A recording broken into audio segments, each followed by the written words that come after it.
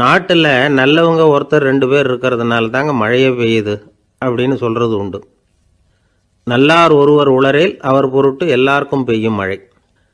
சில சமயம் ரொம்ப பேர் திடீர்னு நல்லவங்களா ஆகிடுவாங்க போல இருக்கு. அதனால தான் விடாமல் பேய் மழையாக கொட்டி தீர்த்துடுது. எல்லாரும் நல்லவங்களாயிட்டா உலகமே தாங்காது போல இருக்க. அப்பப்போ ஒருத்தர் 2 பேர் நல்லவங்களாகணும். அப்போ தான் சீராக மழை பெய்யும். மாதத்துக்கு 3 பேர் நல்லவங்களானா மாதம் மும்மாரி பொழியும். இதெல்லாம் வேடிக்கை பேச்சு. இப்போ இதெல்லாம் ஒரு பக்கம் இருக்கட்டும். இப்போ விஷயத்துக்கு வருவோம். ஒரு கும்பலில் நல்லவன் யார் அப்படிங்கிறத எப்படி கண்டுபிடிக்கிறது? இதுக்கு ஒரு வேடிக்கை கதை உண்டு. என்னுடைய நண்பர் ஒருத்தருக்கு அவங்க பாட்டியம்மா சொன்ன கதையும் அது.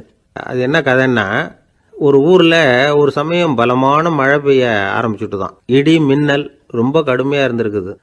ஆரம்பித்த மழை வர வர கடுமையாக ஆகிட்டு இருக்குதே தவிர நிற்கிற பாடாக தெரியல. ஊர் ஜனங்கள்லாம் பார்த்தாங்க. இதுக்கு மேலேயும் வீட்டு உள்ள இருந்தால் ஆபத்துங்கிறத புரிஞ்சுக்கிட்டாங்க. ஏன்னா வீடெல்லாம் இடிஞ்சு விழுந்துருமோங்கிற பயம். உடனே எல்லாரும் புறப்பட்டு ஊருக்கு பொதுவாக இருந்த ஒரு மண்டபத்தில் போய் தங்கிக்கிட்டாங்க. மின்னல் கடுமையாக இருந்தது. இடி எந்த நேரத்துலையும் விழலாம்ங்கிற நிலைமை. எப்போ விழலாம்னு பார்த்துக்கிட்டு இருக்குது. அந்த மண்டபத்தில் இருந்த ஜனங்கள் மனசுக்குள்ள ஒரு பயம்.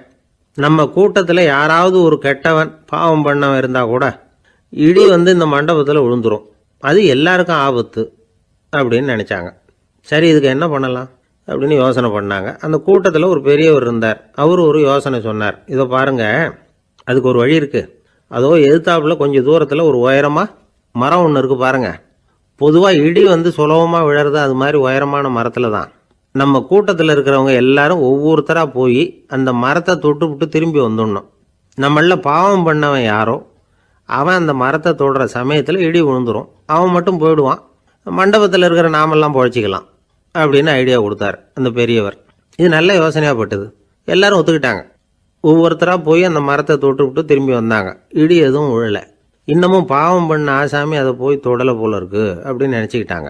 ஒவ்வொருத்தராக போகிறாங்க. எல்லாரும் போய் தொட்டுவிட்டு வந்தாச்சு. இன்னும் ஒரே ஒரு ஆசாமி தான் பாக்கி. கடைசியாக இருந்த அந்த ஆள் பயந்துட்டான். இது வரைக்கும் இடி விழலைன்னா இப்போ என்ன அர்த்தம்? இப்போ நாம தான் பாக்கி, நாம தான் தப்பு பண்ண ஆள் போல இருக்கு அப்படின்னு நினச்சிட்டான். அதனால் துணிச்சலாக போய் தொடுறதுக்கு பயந்தான். தயங்கிக்கிட்டே இருந்தான். இருந்தாலும் மற்றவங்கள்லாம் சும்மா இருப்பாங்களா? கட்டாயப்படுத்தி கழுத்தை பிடிச்சி தள்ளாத குறையா அவனை தள்ளி விட்டாங்க. போய் தொட்டுட்டு வாடான்னு. அவன் நடுங்கிக்கிட்டே போய் அந்த மரத்தை தொட்டான். அதே வினாடி ஒரு பயங்கரமான மின்னல் இடி விழுந்துட்டுது. எங்கே விழுந்தது தெரியுமா? அந்த ஆள் மேலே இல்லை, மண்டபத்தில் விழுந்தது. மண்டபத்தில் இருந்தவங்க பூரா காலி. அந்த ஒரு ஆள் மட்டும் பொழைச்சிக்கிட்டான். இந்த ஒரு ஆளை காப்பாற்றுறதுக்காக தான் இடி வந்து மண்டபத்தில் விழாமல் இருந்திருக்குது. இதுதான் கதை. அதனால் நல்லவங்க எப்படியும் தப்பிச்சுக்குவாங்க அப்படிங்கிறது ஒரு நீதி. ஒருத்தன் அப்படி தான் தெருவில் நடந்து போய்கிட்டு இருந்தான். ரொம்ப நல்லவன். எதிரில் ஒருத்தன் சைக்கிளில் வந்துக்கிட்டு இருந்தான். அதில் மோதி இவன் கீழே விழுந்துட்டான். சைக்கிள்காரன் உடனே இறங்கி இவனை தூக்கி விட்டான். இவன் எழுந்திரிச்சு அவனை முறைச்சி பார்த்தான். அப்படி பார்க்காதீங்க சார், நீங்கள் ரொம்ப புண்ணியம் பண்ணியிருக்கீங்க, அதுதான் இப்போ வந்து சைக்கிளில் மோதிக்கிட்டீங்க அப்படின்றான். என்ன அப்படி சொல்கிறேன் நான்? இவன் 10 நிமிஷத்துக்கு முன்னாடி நான் லாரி ஓட்டிகிட்டு வந்தேன், அப்போ நீங்கள் எதிரில் வந்திருந்தீங்கன்னா என்ன ஆயிருக்கும் அப்படின்னானா அவன். ஒரு காட்டில் ஒரு முனிவர் இருந்தார். ஒரு நாள் அவரை தேடிட்டு 4 பேர் வந்தாங்க. சுவாமி, எங்களுக்கு ரொம்ப நாளாக ஒரு சந்தேகம்னாங்க. என்னன்னு கேட்டார். இந்த உலகத்தில் எவ்வளவோ காரியங்கள் நடக்குது, எது நியாயம் எது அநியாயம் அப்படின்னு புரிஞ்சிக்க முடியலன்னாங்க. அது யாராலையும் புரிஞ்சிக்க முடியாதுன்னார் முனிவர். வந்தவங்களுக்கு ஆச்சரியமாக போச்சு. ஒரு மாதிரியாக பார்த்தாங்க. இதை முனிவர் கவனிச்சார். சரி, புறப்படுங்க என்னோடன்னார். எங்கன்னு கேட்டாங்க. இப்போ உங்கள் 4 பேரையும் ஒரு புஷ்பக விமானத்தில் அழைச்சிட்டு போகிறேன். இந்த உலகத்தில் சர்வசாதாரணமாக நடக்கக்கூடிய ஒரு காட்சியை உங்களுக்கு காட்ட போகிறேன். நீங்கள் பார்க்க போகிற அந்த காட்சி நியாயமா அநியாயமா அப்படிங்கிறத என்கிட்ட சொல்லணும். நீங்கள் சரியான பதில் சொன்னால் புஷ்பக விமானத்தில் தொடர்ந்து பிரயாணம் பண்ணலாம். தவறான பதில் சொன்னால் இந்த புஷ்பக விமானம் உங்களை கீழே தள்ளி விட்டுரும் அப்படின்னார். 4 பேருக்கும் பயந்தான். இருந்தாலும் முனிவர் கூப்பிடுறாரே அப்படின்னு சொல்லி புறப்பட்டாங்க. அவங்க எல்லாரும் புறப்பட்டு ஒரு காட்டு வழியாக போய்கிட்டு இருக்கிறாங்க. புஷ்பக விமானத்தில் அங்கே நடக்கிற ஒரு காட்சியை காட்டுறார் முனிவர். அதோ அங்கே பாருங்கன்னார். அந்த விமானத்தில் இருந்தபடியே எல்லாரும் கீழே குனிஞ்சு பார்க்குறாங்க. அங்கே ஒரு தாய் புலி அப்போ தான் குட்டி போட்டிருக்கு. குட்டிகளை ஈன்ற உடனே பசிக்கு இறை தேடி அந்த பக்கமாக வருது. அதே நேரம் ஒரு தாய் மான், அதுவும் அப்போ தான் குட்டி போட்டிருக்கு. அதுவும் இதே மாதிரி குட்டிகளை ஈன்ற உடனே பசிக்கு இறை தேடி அந்த பக்கமாக வருது. இப்போ அந்த புலி அந்த மானை அடித்து போட்டுவிடுது, அதுவும் சாப்பிடுது, குட்டிகளுக்கும் கொடுக்குது. இப்போ அந்த புலிக்குட்டிகள் முகத்தில் மகிழ்ச்சி, தாயை இழந்த அந்த மான் குட்டிகள் முகத்தில் துக்கம். இப்போ அந்த முனிவர் 4 பேர்கிட்டையும் கேட்குறார், நீங்கள் இங்கே பார்த்தீங்களே, இதில் எது நியாயம் எது அநியாயம்? ஒவ்வொருத்தராக சொல்லுங்கள். உங்கள் பதில் சரியில்லைன்னா இந்த விமானம் உங்களை கீழே தள்ளி விட்டுரும், சொல்லுங்கள் பார்க்கலாம்னார். முதல்ல ஒருத்தன் சொன்னான், அந்த புலி செஞ்சது சரிதாங்க, அது பசிக்கு அதுதான் ஆகாரம், தன்னுடைய பசிக்கு தானே இறை தேடிக்கிட்டுது, அதில் என்ன தப்பு, அவ்வளவுதான், அதனால் புலி செஞ்சது நியாயம்தான் அப்படின்னா. அவ்வளவுதான், அந்த விமானம் அவனை அப்படியே கீழே தள்ளி விட்டுட்டுது. அதனால் அவன் கொடுத்த பதில் சரியில்லை அப்படிங்கிறது புரிஞ்சு போச்சு. இப்போ 2வது ஆள் சொன்னான், புலி செஞ்சது பாவம், அந்த தாய்மான் என்ன தப்பு பண்ணிச்சு, இப்போ அந்த குட்டிகளுக்கு யார் ஆதரவு, அதனால் புலி செஞ்சது அநியாயம் அப்படின்னா. அவ்வளவுதான், அவனையும் கீழே தள்ளி விட்டுட்டுது அந்த விமானம். இந்த பதிலும் சரியில்லை அப்படின்னு ஆயிட்டுது. இப்போ 3வது ஆள் வந்தான். முதல்ல 2 பேர் கீழே விழுந்ததை பார்த்துக்கிட்டு இருந்தான். அதனால் அவன் சொன்னான், ரெண்டுமே நியாயம்தாங்க, புலி இறை தேடினதும் இயற்கை, அதுக்கு மான் இறையானதும் இயற்கை, அதனால் இதில் ஒன்றும் தப்பு இல்லைன்னா. அவ்வளவுதான், அவனையும் அந்த விமானம் கீழே பிடிச்சி தள்ளி விட்டுது. இப்போ 4வது ஆள் வந்தான். முனிவர் கேட்டார், நீயாவது சொல்லுப்பா, இந்த செயலில் எது நியாயம்னார். அவன் தெளிவாக பதில் சொன்னான். அதாவது என்ன சொன்னான்னா, எனக்கு தெரியல அப்படின்னா. அவனை விமானம் கீழே தள்ளலை, சௌரியமாக அழைச்சிட்டு போட்டுது. இவனும் பிரயாணம் சௌக்கியமாக பண்ணானான். ஆக இதுதான் சரியான பதிலுங்கிறத முனிவர் உணர்த்தினார். இந்த கதையிலிருந்து நாம் புரிஞ்சுக்க வேண்டியது என்னன்னா, இந்த உலகத்தில் எவ்வளவோ காரியங்கள் நடக்குது, அதெல்லாம் ஏன் அப்படி நடக்குதுங்கிறதுக்கு எப்பேற்பட்ட பண்டிதராலும் பதில் சொல்ல முடியாது. தெரியாததை தெரியாதுன்னு ஒத்துக்கிட்டா வாழ்க்கை பிரயாணம் சுகமாக இருக்கும். அதனால் தேவையில்லாத விஷயங்களை புரிஞ்சுக்கிறதுக்கு நேரத்தை செலவு பண்ணிகிட்டு இருக்கக்கூடாது, வாழ்க்கையை குழப்பிக்கக்கூடாது. வாழ்க்கைக்கு தேவையானது என்னவோ அதை மட்டும் புரிஞ்சுக்கிட்டா போதும். இந்த காலத்து ஆள் ஒருத்தன் ஒரு பெரியவரை தேடி வந்தான். ஐயா, ஒரு சந்தேகம்னா. என்ன உன்னுடைய சந்தேகம்னார். பகுத்தறிவுன்னா என்ன, விதின்னா என்ன அப்படின்னு கேட்டான். இதுக்கு அவர், இப்போ உன்னுடைய வலது காலை தூக்குன்னார். தூக்கினான். சரி, இப்போ உன்னுடைய வலது காலை கீழே இறக்காம உன்னுடைய இடது காலையும் தூக்குன்னார். தூக்கினான். பொத்துன்னு கீழே விழுந்துட்டான். பெரியவர் சொன்னார், உன்னால் ஒரு காலை தூக்க முடிஞ்சுது, அதுதான் பகுத்தறிவு. 2 கால்களையும் ஒரே சமயத்தில் தூக்கினா அடிபடும், அப்படிங்கிறது தான் விதி அப்படின்னு விளக்கம் கொடுத்தார். இவன் தன்னுடைய விதியை நொந்துக்கிட்டே இடுப்பை பிடிச்சிக்கிட்டு அங்கேருந்து நடந்து போயிட்டானான். ஒரு பெரிய அரசன் இந்த உலகம் பூராவையும் ஆண்டுகிட்டு இருந்தான். ரொம்ப காலம் அப்படி அரசாட்சி பண்ணிக்கிட்டு இருந்தான். திடீர்னு அவனுக்கும் சில எதிரிகள் முளைச்சாங்க. அவங்கெல்லாம் ஒன்று சேர்ந்து இவனை தோற்கடிச்சுட்டாங்க. தோற்று போனதும் இவனுக்கு பயம் வந்துட்டுது, எங்கே எதிரிகள் நம்ம கொண்டுடுவாங்களோ அப்படின்னு. வெளியில் வந்தால் தனக்கு ஆபத்துன்னு பயந்துக்கிட்டு யாருக்கும் தெரியாமல் ஒரு குகைக்குள்ளே போய் பதுங்கி கிடக்கிறான். நிலைமையை பாருங்கள். முதல் நாள் அரண்மனையில் அதிகாரம் பண்ணிக்கிட்டு இருந்தவன் மறுநாள் குகையில் பயந்து போய் பதுங்கி கிடக்கிறான். ராத்திரி நேரம் வந்தது, பசி வயத்தை கிள்ளுது, பிச்சை எடுத்து சாப்பிட வேண்டிய நிலைமை. பிச்சை எடுக்கிறதுக்கு பாத்திரம் வேணுமே, என்ன பண்ணுறது அப்படின்னு அங்கேயும் இங்கேயும் பார்க்குறான். ஒரு மூலையில் யாரோ விட்டுட்டு போன ஒரு ஓடு கிடக்குது. அதை எடுத்துக்கிட்டு புறப்பட்டான். இருட்டில் வழி புரியல. ஏதோ ஒரு யூகத்தில் காலை மெதுவாக எடுத்து வச்சு நடந்து போயிட்டுருக்கிறான். வழியில் ஒரு கருப்பு நாய் படுத்து கிடந்தது. இருட்டில் அவன் இது கண்ணுக்கு சரியாக தெரியல, அவனுக்கு தவறி போய் காலை வச்சுட்டான். அது மேலே நாய் சும்மா இருக்குமா, வள்ளுன்னு விழுந்து கடிச்சு விட்டுது. காலை பார்க்குறான், காலத்தையும் நினச்சி பார்க்குறான். அரண்மனையில் வீரக்கழல் அணிந்த காலை உடைய மன்னா அப்படின்னு புகழ்வாங்களே புலவர்கள்லாம். ஆனால் அது இன்றைக்கி நாய் கடித்த காலம் ஆகிட்டுதே அப்படின்னு நினைக்கிறான். அது மட்டும் இல்லை, முன்னாடியெல்லாம் பொற்கிண்ணங்களில் தான் அவன் சாப்பிடுவான். ஆனால் இப்போது உடஞ்சி போன ஓட்டு, அது ஓட்டை கையில் வச்சுக்கிட்டு நிற்கிறான். அதில் ஏதாவது யாராவது சாப்பாடு போடுவாங்களான்னு. முன்னாடியெல்லாம் நிறைய பேர் அரண்மனைக்கு வருவாங்க, அரசருக்கு காணிக்கைன்னு சொல்லி இவன் காலடியில் கொண்டாந்து கொட்டுவாங்க. அப்போல்லாம் இவன் அந்த ஜனங்களுடைய முகத்தை திரும்பி கூட பார்க்கறதில்ல, ரொம்ப கர்வமாக உட்காந்துருப்பான். அதே ஆள் இன்றைக்கி எல்லார் கண்ணுலேயும் படுறது மாதிரி பிச்சை எடுத்துக்கிட்டு இருக்கிறான். அப்போலாம் காணிக்கைகளை தன்னுடைய கையால் வாங்கிறது தனக்கு கௌரவ குறைச்சல்னு நினச்சி தன்னுடைய வேலைக்காரங்களை விட்டு தான் அதை வாங்க சொல்லுவான். இப்போ பார்த்தீங்கன்னா அவனே தன் கையாலேயே பிச்சை வாங்குறான். நினச்சி பாருங்க, அந்த மனுஷன் நாள் அரசன், மறுநாள் பிச்சைக்காரன், எவ்வளோ வித்தியாசம். செல்வம் தான் இப்படி ஒரு வித்தியாசம் ஏற்படுறதுக்கு காரணம். அப்படிப்பட்ட செல்வம் வாழ்க்கையை நடத்துறதுக்கு நமக்கு தேவைதான். ஆனால் அதையே நாம் அடைய வேண்டிய பயனாக நினைக்கிறோம் பாருங்க, அதுதான் வேடிக்கை. இதை நம்மாழ்வார் அழகாக ஒரு பாசுரத்தில் சொல்கிறார். ஒரு நாயகமாய் ஓட உலகுடன் ஆண்டவர், கருணாய் கவர்ந்த காலர், சிதைகிய பானையர், பெருநாடு காண இம்மையிலே பிச்சைதாம் கொள்வர், திருநாரணன் தாழ் காலம் பெற சிந்தித்து உய்மினோ அப்படிங்கிறார் நம்மாழ்வார். ஒரு பெரிய பணக்காரர் ஒரு துறவிகிட்ட போய், சாமி என்கிட்ட நிறைய பணம் இருக்குது, இருந்தாலும் நிம்மதி இல்லை, என்னால் நிம்மதியாக இருக்க முடியல, என்ன காரணம்னு கேட்டாராம். உடனே அந்த துறவி இதுக்கு நேரடியாக பதில் சொல்லாமல் பக்கத்தில் நின்றுக்கிட்டு இருந்த ஒரு குழந்தைய கூப்பிட்டார். அது ஓடியாந்தது. ஒரு ஆப்பிள் பழத்தை எடுத்து அது கையில் கொடுத்தார். அதை வாங்கிக்கிட்டு குழந்தை சிரிச்சுது. இன்னொரு பழத்தை எடுத்து கொடுத்தார். அதை இன்னொரு கையில் வாங்கிட்டு சிரிச்சுது. மூணாவது ஆப்பிளை எடுத்து கொடுத்தார். 2 பழத்தையும் நெஞ்சில் அணைச்சிக்கிட்டு 3வது பழத்தையும் வாங்கிறதுக்கு முயற்சி பண்ணிச்சு. ஆனால் அது உடனே நழுவி கீழே விழுந்து உருண்டு ஓடிச்சு. ஏற்கனவே இருந்ததும் விழுந்துட்டுது.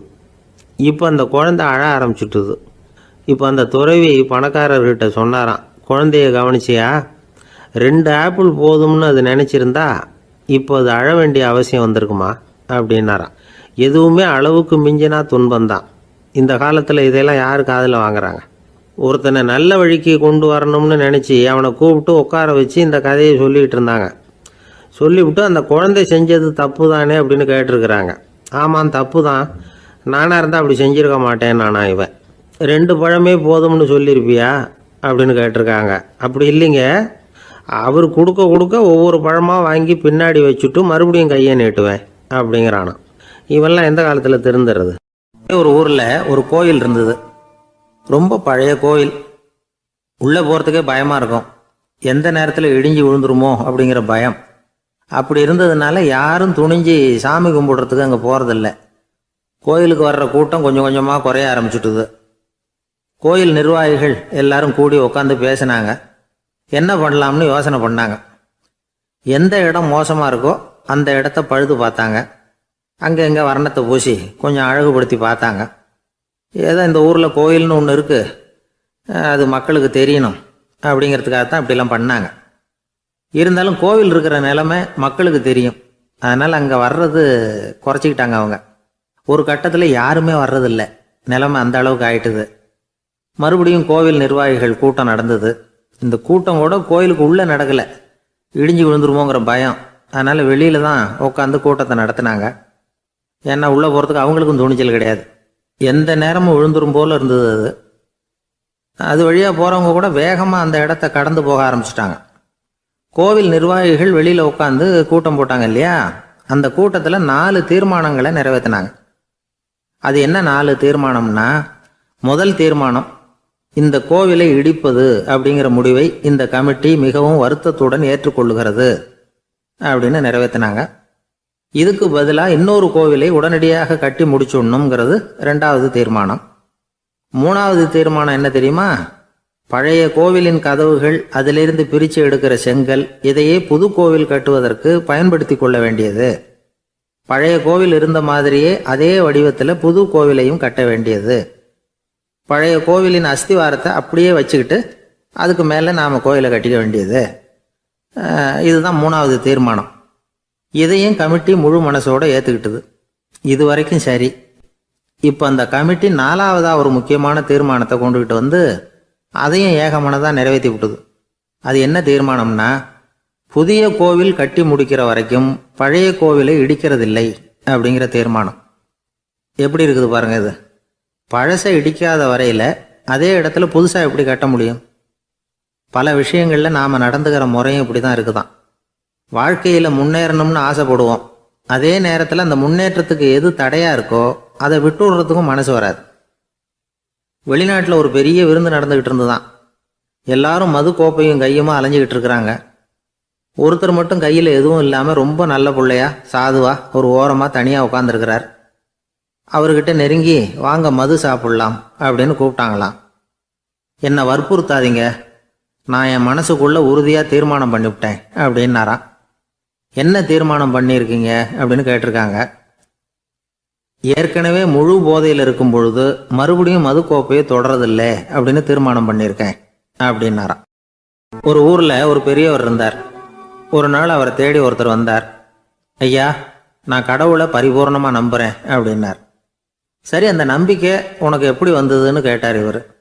அவர் சொல்ல ஆரம்பித்தார். ஐயா, எனக்கு கல்யாணம் ஆகி 10 வருஷம் ஆச்சு. ஆனாலும் குழந்தை பாக்கியம் இல்லை. அதுக்கு என்ன காரணமாக இருக்கும்னு நான் யோசனை பண்ணிகிட்டு இருந்தப்போ நண்பர் ஒருத்தர் ஒரு ஆலோசனை சொன்னார். உனக்கு மதப்பற்று இல்லை, எந்த கடவுளையுமே நம்ப மாட்டேங்கிற, அதுதான் காரணம். கடவுளை நம்பு, உனக்கு குழந்தை பாக்கியம் கிடைக்கும் அப்படின்னார். அவர் அப்படி சொன்னாரே தவிர எனக்கு சந்தேகம்தான்.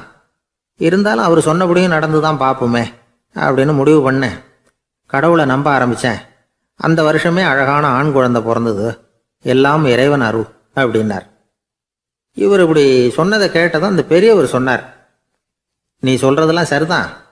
இருந்தாலும் இந்த காலத்தில் எந்த ஒரு காரியமாக இருந்தாலும் அதை சோதனை செஞ்சு பார்த்துட்டு தான் ஒரு முடிவுக்கு வந்து சேர முடியும். அறிவுபூர்வமான முடிவு அதுவாக தான் இருக்கும். அறிவியல் சோதனைகள் அப்படித்தான். ஒரு குறிப்பிட்ட விஷயத்தை பற்றி எத்தனை தடவை சோதனை பண்ணாலும் ஒரே முடிவு தான் கிடைக்கணும். அதுதான் சரியாக இருக்கும். அதனால் இப்போ மறுபடியும் ஒரு சோதனைன்னார். என்ன செய்யணும் அப்படின்னு கேட்டார் இவர். கடவுள்கிட்ட ஒரு பெண் குழந்தை வேணும்னு கேளு. முதல்ல ஆண் குழந்தையை கொடுத்தது மாதிரியே இப்போ ஒரு பெண் குழந்தையையும் கொடுக்குறாரா பார்க்கலாம் அப்படின்னார். சரின்னு சொல்லி இவர் அதே மாதிரி முயற்சி பண்ணினார். அதுக்கப்புறம் அவர் இந்த பெரியவர்கிட்ட வரவே இல்லை. கொஞ்ச காலம் கழித்து இவரே அவரை தேடிக்கிட்டு போய் கதவை தட்டினார். அவர் கதவை திறந்தார். என்ன ஆச்சு, கடவுள் கண் திறந்தாரா அப்படின்னு கேட்டார். அவர், அந்த சமாச்சாரம்லாம் நமக்கு வேணாம் சார். முதல் தடவை அது ஏதோ தற்செயலாக ஏற்பட்ட ஒரு சாதகம். இப்போ நீங்கள் 2வது தடவை சொன்ன பிறகு தினமும் கடவுளை வேண்டிக்கிட்டு தான் இருக்கிறேன், ஒன்றும் நடக்கலை அப்படின்னார் ரொம்ப விரக்தியாக. ஒரே ஒரு தோல்வியில் உங்கள் நம்பிக்கையெல்லாம் பறந்து போயிடுது பார்த்தீங்களா அப்படின்னார் அந்த பெரியவர். எல்லாம் நல்ல விதமாக நடக்கிற வரைக்கும் நம்பிக்கை, எதிர்பார்த்தது தோல்வியில் முடிஞ்சுட்டுதுன்னா அவநம்பிக்கை. மற்றவர்கள் பேரில் வைக்கிற நம்பிக்கை எந்த நேரத்திலையும் விவகாரமாகி விடக்கூடிய சாத்தியம் உண்டு. நாம் நம்பிக்கை வைக்க வேண்டியது நம்ம கிட்ட தான். நமக்குள்ளே இருக்கிறார் கடவுள். எனவே நம்ம பேரில் நாம் வைக்கிற நம்பிக்கை தான் உண்மையான கடவுள் பக்தி. நிபந்தனையற்ற நம்பிக்கையாக அது இருக்கணும். எல்லாம் நல்லபடியாக நடந்துக்கிட்டு இருந்தால் எந்த முட்டாளுக்கும் நம்பிக்கை வரத்தான் செய்யும் அப்படிங்கிறது ஒரு பெரியவர் கருத்து. தியானத்தின் மூலமாக தான் உனக்குள்ள ஆழமாக தோண்டுனா உன்னுடைய அடி ஆழத்தில் நம்பிக்கை வந்து அப்படி ஊற்றெடுக்கும், அதை பார்க்க முடியும் அப்படிங்கிறது பெரியவர்கள் சிந்தனை. ஒரு குழந்தை அப்பாவை பார்த்து என்னப்பா பண்ணுறேன்னு கேட்டுதான். பிரார்த்தனை பண்ணிகிட்டு இருக்கிறேன்னாராம் அப்பா. பிரார்த்தனை பண்ணுனா என்ன கிடைக்கும் அப்படின்னு கேட்டுதான் குழந்தை. எல்லாம் கிடைக்கும் அப்படின்னாராம் அப்பா. நீ வச்சிருக்கிறிய பேனா அது கூட கிடைக்குமான்னு கேட்டுதான் குழந்தை. கிடைக்குமேன்னு இருக்கார். அப்படின்னா அந்த பேனாவை என்கிட்ட கொடுத்துரு, நீ பிரார்த்தனை பண்ணி வேற பேனா வாங்கிக்கோ அப்படின்னு தான் அந்த குழந்தை. ஒரு நாள் ஒரு 10-15 பள்ளிக்கூடத்து பிள்ளைங்க தேடிட்டு வந்தாங்க. உங்களை பார்த்துட்டு தான் போகணும், அதுக்காக தான் வந்திருக்கோம்னாங்க. என்ன விஷயம்னு கேட்டோம். நாங்கள்லாம் கூடி ஒரு முடிவு பண்ணியிருக்கிறோம், அதை உங்ககிட்ட சொல்லணும் அப்படின்னாங்க. அதுவும் ஒரு வாண்டு பையன் அதை சொன்னான். என்ன முடிவு அது அப்படின்னு கேட்டோம் ரொம்ப ஆர்வமாக. அதை இப்போ சொல்ல மாட்டோம், எங்களுக்கு பிடிக்கிற மாதிரி ஏதாவது ஒரு தகவல் சொன்னால் அதுக்கப்புறம் நாங்கள் அதை சொல்கிறோம் அப்படின்னா அந்த வாண்டு பையன். சரி, சின்ன பையன்கிட்ட இன்றைக்கி வசமாக மாட்டிக்கிட்டோம் அப்படின்னு நினச்சிக்கிட்டு அவங்களுக்கு தகுந்த மாதிரி ஒரு கதை சொல்ல ஆரம்பித்தோம்.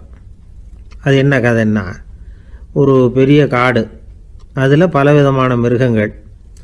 அந்த காட்டுக்கு ஒரு சிங்கம் தான் ராஜா. எப்பவும் காட்டுக்கு அது தானே ராஜா. ஒரு பெரிய யானைக்கு இது பொறுக்கலை. என்ன இது, எப்போ பார்த்தாலும் இங்கே சிங்கத்துக்கே ராஜா பதவி கிடைக்கிது, நான்லாம் எவ்வளவு பலசாலியாக இருக்கிறேன், அப்படி இருந்தும் எனக்கு அந்த பதவி கிடைக்கலையே அப்படின்னு தனக்குள்ளே பொறுமிக்கிட்டே இருந்தது. ராஜா பதவியை நினச்சி ரொம்ப ஏக்கம், அதுக்கு பதவி மோகம். இந்த சமயம் பார்த்து ஒரு குள்ள நெறி கூட்டம் அதை தேடிட்டு வந்தது. ஐயா பெரியவங்களே, நீங்கள் இந்த காட்டுக்கு ராஜாவாக இருக்க ஆசைப்படுறீங்க, அதில் ஒன்றும் தப்பு இல்லை. ஆனால் அதுக்கு முன்னாடி நீங்கள் எங்கள் கூட்டத்துக்கு கொஞ்ச நாள் தலைவராக இருங்க, அதாவது ராஜாவாக இருங்களேன், உங்களுக்கும் ஒரு ட்ரைனிங் கிடைச்சது மாதிரி இருக்கும் அப்படின்னு சொல்லியிருக்குது இந்த கூட்டம், குள்ளநெறி கூட்டம். இதை கேட்ட உடனே யானைக்கு ரொம்ப சந்தோஷம் தாங்கலை. அதுதான் எப்போ எப்போன்னு பதவிக்காக காத்துக்கிட்டு இருக்குதே. இருந்தாலும் கொஞ்சம் பிகுவோட, சரி நீங்கள்லாம் இவ்வளோ தூரம் என்னை தேடிட்டு வந்து கேட்கறதுனால மறுக்க முடியல அப்படின்னு ரொம்ப ஏதோ அவளுக்கு சிரமப்பட்டு ஒத்துக்கிறது மாதிரி ஒத்துக்கிட்டது. ஏதோ உங்கள் ஆசைக்கு கட்டுப்படுறேன், கொஞ்ச நாள் உங்கள் கூட்டத்துக்கு ராஜாவாக இருக்கிறதுக்கு சம்மதிக்கிறேன் அப்படின்னுது. உடனே அந்த யானை ராஜ நட போட ஆரம்பிச்சிட்டுது. யானை சாதாரணமாக நடந்தாவே எப்படி இருக்குங்கிறது நமக்கு தெரியும். அதுவே ராஜ நட நடந்தால் எப்படி இருக்கும் கற்பனை பண்ணி பாருங்கள். யானை முன்னாடி கம்பீரமாக போய்கிட்டு இருக்குது, தலைவர் இல்லையா, அதனால் குள்ள நரிகள்லாம் ரொம்ப அடக்கமாக அது பின்னாடி அணிவகுத்து போயிட்டு இருக்குது. ராஜா வாழ்க, மன்னர் வாழ்க அப்படின்னு கோஷம் வேற. யானைக்கு தலைகால் புரியல, அவ்வளவு சந்தோஷம். அந்த யானைக்கு செருக்கு, ஆணவம் எல்லாம் ஏற்பட்டு போச்சு. அதுக்கப்புறம் அது தரையை பார்க்குமா, நிமிர்ந்து நடக்க ஆரம்பிச்சுட்டுது. தரையை பார்க்குறதே இல்லை. அப்படி போயிட்டுருக்கிறப்போ ஒரு சதுப்பு நிலத்தில் திடீர்னு காலை வச்சுட்டுது. அவ்வளோதான், கால் உள்ளே போட்டுது. இன்னொரு காலை எடுத்து வச்சுது, அதுவும் உள்ளே போட்டுது. அந்த 2 காலையும் எடுக்கிறதுக்காக அடுத்த 2 காலையும் அழுத்துச்சு, அதுவும் உள்ளே போக ஆரம்பிச்சுட்டுது. இப்போ 4 காலம் வசமாக சேத்துல அழுந்தி போச்சு, எடுக்க முடியல. குள்ள நரிகள்லாம் அதை சுற்றி சுற்றி வந்தது. சிலது சுற்றி நின்று டான்ஸ் ஆட ஆரம்பிச்சுட்டுது யானையை பார்த்துட்டு. இதை யானை பார்த்தது. என்ன இது தலைவர், நான் தவிச்சிக்கிட்டு இருக்கிறேன், தொண்டர்கள்லாம் சுற்றி நின்று வேடிக்கை பார்த்துக்கிட்டு இருக்கிறீங்க, டான்ஸ் ஆடுறீங்க அப்படின்னு கேட்டுதான். தொண்டர்களே, தலைவர் நான் தவிச்சிக்கிட்டு இருக்கிறது உங்களுக்கு தெரியலையா? இப்போ உடனே உங்கள் தலைவரை காப்பாற்ற வேண்டியது உங்கள் கடமை இல்லையா அப்படின்னு கத்துச்சான் அந்த யானை. குள்ள நரிகளில் ஒன்று முன்னாடி நின்று அந்த யானையை பார்த்து தான், தலைவரே எங்களுக்கு ரொம்ப நாளாக ஒரு ஆசை, அந்த ஆசையை நிறைவேற்றிக்கிறதுக்காகத்தான் உங்களை எங்கள் தலைவராக ஏற்றுக்கிறோம்னு சொன்னோம் அப்படின்னு தான். என்ன ஆசைன்னு கேட்டிருக்கு யானை. யானை கறி சாப்பிட்டு பார்க்கணுங்கிறது எங்களுக்கு ரொம்ப நாளாக ஆசை, அது இன்றைக்கி தான் நிறைவேற போகுது அப்படின்னு தான் அந்த நரி. இதை கேட்ட உடனே அந்த யானை அப்படியே மூர்ச்சி ஆகிட்டு தான். நரிகள்லாம் அது மேலே ஏறி குதற ஆரம்பிச்சுட்டு தான். பதவி மேலே இருந்த பேராசை அந்த பலசாலியான யானையையே மாட்டி விட்டுட்டுது பார்த்தீங்களா அப்படின்னு சொல்லி முடித்தோம் இந்த கதையை அந்த சின்ன பிள்ளைங்கக்கிட்ட. சரிங்க, இப்போ நாங்கள் உங்களை தேடி வந்த விஷயம் என்னங்கிறத சொல்லவா அப்படின்னா ஒரு வாண்டு பையன். சீக்கிரம் சொல்லு தம்பி, சஸ்பென்ஸ் தாங்கலை அப்படின்னோம். அவன் மெதுவாக எங்களை பார்த்து சொல்கிறான், எங்களுக்கு கொஞ்ச நாள் நீங்கள் தலைவராக இருந்தால் தேவலை அப்படின்னு. ஒரு ஊரில் ஒரு குரு இருந்தார், ஜென் குரு. அவரை தேடிட்டு ஒரு மன்னர் வந்தார். வந்தவர் ஜப்பான் மன்னர். தோட்டக்கலையை பற்றி தெரிஞ்சுட்டு போகிறதுக்காக அவர் வந்தார். எப்படி தோட்டம் அமைக்கிறது அப்படிங்கிறத பற்றி அந்த குரு விவரமாக சொல்லி கொடுத்தாரு. 1 நாள் 2 நாள் இல்லை, 3 வருஷம் கற்றுக் கொடுத்தார். அதுக்கப்புறம் சொன்னார், நான் கற்றுக் கொடுத்துட்டேன், இனிமேல் நீங்கள் போகலாம், போய் தோட்டம் அமைக்கலாம், அதுதான் உங்களுக்கு பரிசை. தோட்டம் அமைச்ச பிறகு சொல்லி அனுப்புங்க, நான் வந்து பார்க்குறேன். நீங்கள் இங்கே என்னவெல்லாம் கற்றுக்கிட்டீங்களோ அதையெல்லாம் அங்கே செயல்முறையில் செஞ்சு காட்டுங்க அப்படின்னு சொல்லி அனுப்பி வச்சார். மன்னர் போனார். அரண்மனைக்கு பக்கத்திலேயே ஒரு பெரிய தோட்டத்தை உண்டு பண்ணினார். அழகான மரங்களையும் செடிகளையும் உருவாக்கினார். கிட்டத்தட்ட 1000 தோட்டக்காரர்களை பயன்படுத்தி 3 வருஷங்கள் முயற்சி பண்ணி அந்த அழகான தோட்டத்தை உருவாக்கினார். குருகிட்ட இருந்து செய்தி வந்தது, நாளைக்கு வந்து தோட்டத்தை பார்க்குறேன் அப்படின்னு. மன்னர் உடனே சுறுசுறுப்பாயிட்டார். முதல் நாளே தோட்டத்தை சுத்தப்படுத்தினார். ராத்திரி பூரா யாரும் தூங்கலை. எல்லாருக்கும் தோட்டத்தை ஒழுங்குபடுத்துகிற வேலை. அது அந்தந்த இடத்துல ஒழுங்காக இருக்குதா அப்படின்னு சரி பார்த்தாங்க. ஒரு தவறும் இல்லாத வகையில் அதை ஒழுங்குபடுத்தினாங்க. மறுநாள் குரு வந்தார், தோட்டத்தை பார்த்தார். அவருக்கு கோபம் வந்துட்டுது. மன்னருக்கு ஆச்சரியம், எப்பவும் சிரிச்சுக்கிட்டே இருக்கிறவர் இப்போ எப்படி இருக்கிறாரே அப்படின்னு. மெதுவாக குருக்கிட்ட போய், எல்லாம் சரியாக தானே இருக்குது அப்படின்னார். எல்லாம் சரிதான், ஆனாலும் எங்கே அந்த பொன்னிற காற்று அப்படின்னார். உதிர்ந்த இலைகள், பொன் மஞ்சள் நிற இலைகள் காற்றில் அப்படி புரண்டு ஓடுவதை நான் பார்க்க முடியவில்லையே அப்படின்னாராம். அது இல்லாமல் இந்த தோட்டம் உயிரோட்டம் உள்ளதாக இருக்காது, இதில் பாடல் இல்லை, ஆடல் இல்லை, அதெல்லாம் இல்லாமல் இந்த தோட்டம் ரொம்பவும் செயற்கையாக தெரியுதேன்னாராம். மன்னர் இப்போதான் யோசனை பண்ணார். கீழே கிடந்த காஞ்சி போன இலைகள் மட்டும் இல்லை, மரத்தில் இருந்த காஞ்சி போன இலைகளையும் அப்புறப்படுத்தி சுத்தமாக வச்சிருக்கிறார். இறப்பும் வாழ்க்கையினுடைய ஒரு பகுதி தான். மரணம்ங்கிறது வாழ்க்கைக்கு எதிரானது அல்ல, அதை நிரப்பும் ஒரு பகுதி தான் அது. மரணம் இல்லையில் வாழ்க்கையே இல்லை அப்படிங்கிறது பெரியவங்க கருத்து. இப்போ அந்த தோட்டம் அழகாக தான் இருக்குது, இருந்தாலும் அது ஒரு ஓவியம் மாதிரி உயிர் இல்லாமல் இருக்கு. குரு ஒரு வாளியை கையில் எடுத்துக்கிட்டார். தோட்டத்தை விட்டு வெளியில் போனார்.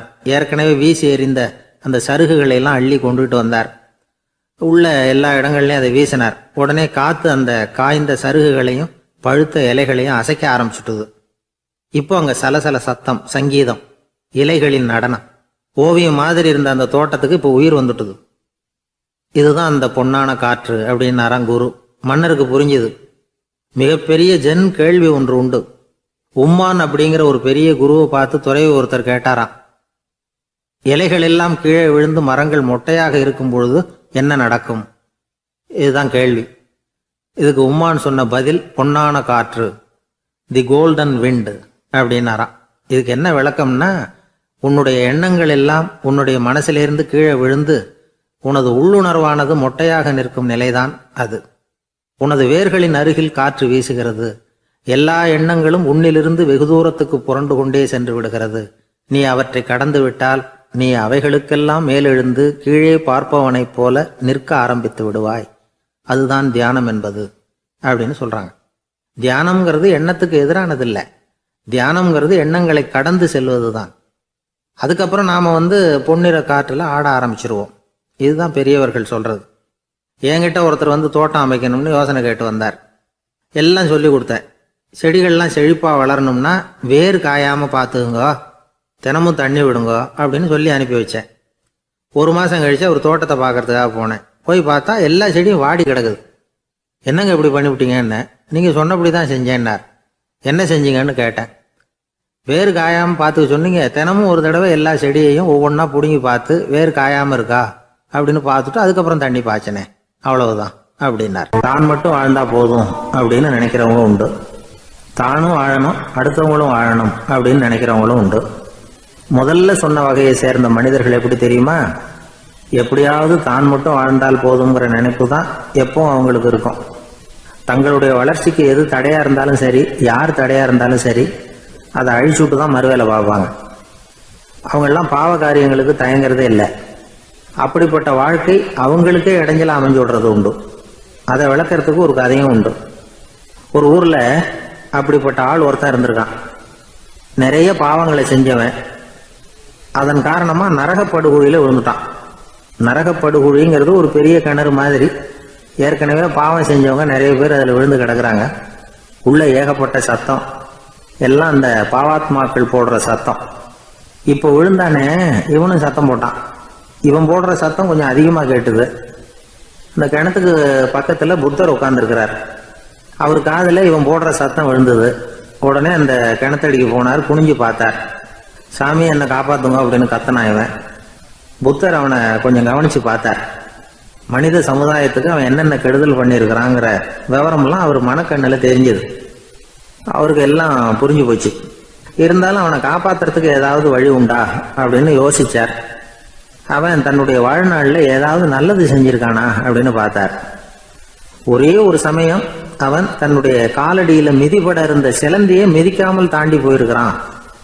இந்த ஒரு காரியத்துக்காக அவனை கரையேற்ற முடியுமா அப்படின்னு நினைச்சார். அவ்வளவுதான். உடனே அவர் கையில ஒரு சிலந்தி உட்கார்ந்துதான். அதுகிட்ட இருந்து நூல் இழை வெளிவர ஆரம்பிச்சது. அந்த நூல் இழை கிணற்று ஆழம் வரைக்கும் அப்படியே நீண்டுகிட்டே போச்சான். புத்தர் பார்த்தார். இந்த நூலை பிடிச்சிக்கிட்டு மேலே ஏறி வா அப்படின்னார். என்னங்க சொல்றீங்க? இந்த சிலந்தி நூல் என்ன தாங்குமான்னு கத்தினான். எல்லாம் தாங்கும், அதை பிடிச்சிக்கிட்டு ஏறி வா அப்படின்னார். சந்தேகத்தோடவே அவன் அந்த நூல் இழைய பிடிச்சி இழுத்து பார்த்தா ரொம்ப வலுவா இருந்தது. அவனுக்கு ஆச்சரியம். அதை பிடிச்சிக்கிட்டே மெதுவாக மேலே ஏறி வர ஆரம்பிச்சிட்டான். பாதி தூரம் ஏறி வந்திருப்பான். அப்போ அவன் காலுக்கு கீழே ஏதோ சத்தம். என்னன்னு குனிஞ்சு பார்க்கறான். கீழே கிடந்தவங்க சில பேரும் அந்த நூலை பிடிச்சி மேலே வந்துக்கிட்டு இருக்கிறாங்க. இவனுக்கு கோபம் வந்துட்டுது. தன்னுடைய இடுப்புல வச்சிருந்த கத்தியை எடுத்து தன்னுடைய காலுக்கு கீழே நூல் இழையை அப்படியே வெட்டி விட்டுட்டான். இனிமே நாம மட்டும்தான் மேலே ஏறி வந்துடணும் அப்படின்னு நினைச்சுக்கிட்டான். ஆனா நடந்தது என்ன தெரியுமா? மொத்த நூல் இழையும் அப்படியே அருந்து கீழே விழுந்துட்டுது. அவனும் பொத்துன்னு கீழே விழுந்துட்டான். மறுபடியும் கத்த ஆரம்பிச்சுட்டான். ஏற்கனவே அவன் செஞ்சிருந்த ஒரு சிறு கருணை அந்த நூல் இழைக்கு உறுதியை கொடுத்தது. இப்போ அவன் செஞ்ச பாவம் அந்த நூல் இழைய வலுவிழக்க செஞ்சுட்டுது. அடுத்தவங்களும் வாழணுங்கிற எண்ணம் அவனுக்கு இருந்திருந்தா இப்போ அவனும் கரையேறி வந்திருப்பான், மற்றவங்களும் சௌக்கியமா சேர்ந்திருப்பாங்க. அதனால நாமும் வாழணும், அடுத்தவங்களும் வாழணும் அப்படின்னு நினைக்கிறவன் வாழ்க்கையில சீக்கிரம் முன்னுக்கு வந்துருவான். ஒருத்தன் ஒரு டாக்டர் கிட்ட போனான், மருந்து வாங்கினான், வாங்கி கொண்டாந்து பேசாம வச்சுட்டான், சாப்பிடல. அப்புறம் எதுக்காகப்பா போய் அவர்கிட்ட மருந்து வாங்கினேன் அப்படின்னு கேட்டாங்க. டாக்டர் வாழணும் இல்லையா, அதனாலதான் அப்படின்னா. அவர் கொடுத்த மருந்தை நீ ஏன் சாப்பிடல அப்புறம் அப்படின்னு கேட்டாங்க.